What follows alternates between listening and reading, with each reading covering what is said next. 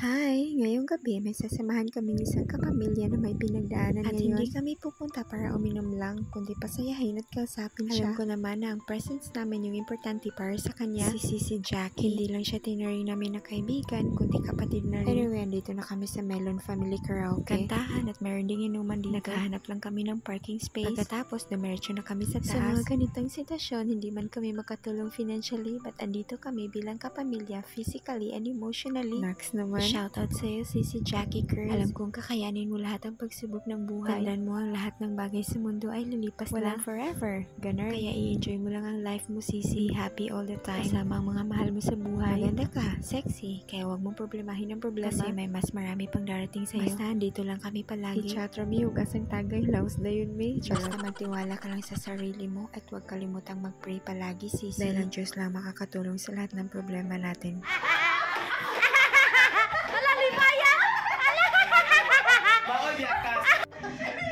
Ay, nihila ka. Ano, nilag si Mami? Wala!